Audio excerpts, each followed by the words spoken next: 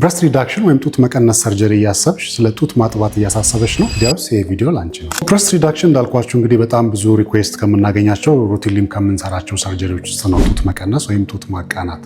ብረስት ሪዳክሽን እንግዲህ ስንሰራ አንዱ እንግዲህ ብዙ የጡት ፓርቱን ራሱ ግላንዱን ብዙ አንቀንስም፣ ግን ከጡት ማጥባት ጋር ካየን ለምሳሌ ብረስት ሊፍት እና ብረስት ቲደርሽ ሁለቱን ከፋፍለን ማየት እንችላለን። ብረስት ሊፍት የምንለው ወደታች ዝቅ ያለ ሲሆን ወደታች ዝቅ ያለውን ቀና በማድረግ ትክክለኛ ፖዚሽኑ ላይ እንዲሆን በማድረግ የምንሰራው ሰርጀሪ ነው። በዚህ ሰርጀሪ ወቅት ብዙ የጡት ፓርት ግላንዱ ራሱ ስለማይቀነስ ጡት ማጥባት ጋር ያለው ኢፌክት ያን ያህል በጣም ከፍተኛ ነው የምንለው አይደለም።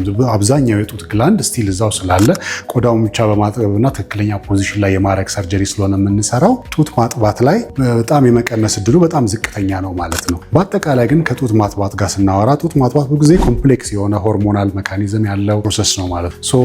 ሁሉ ጊዜ የብረስት ሪዳክሽን ሰርጀሪ ወይም ሊፍት ሰርጀሪ ስንሰራ ጡት ማጥባትን ጋራንቲ አድርገን አንሰራም። ወይም ጡት ማጥባት ትችላላችሁ ብለን 100% ጋራንቲ አድርገን አንሰራም። እንዳልኳችሁ ኖርማል ምንም አይነት የጡት ሰርጀሪ የሌላቸውም እናቶች አንዳንድ ጊዜ በተለያየ ምክንያት እንደምታውቁት ጡት ላይ ያጠቡ ይችላሉ ማለት ነው። ብዙ ጊዜ እነዚህ ፎርሙላ ሚልኮች ስላሉ ፎርሙላ ሚልክ በመተካት ጡት ማጥባት ብዙ ጊዜ በዛ መተካት ስለሚችል ብረስት ሪዳክሽንም ሊፍትም ስንሰራ በጣም ሲግኒፊካንት የሆነ የጡት ፓርት ይቀራል ከኒፕሉ ጋር የተገናኘ።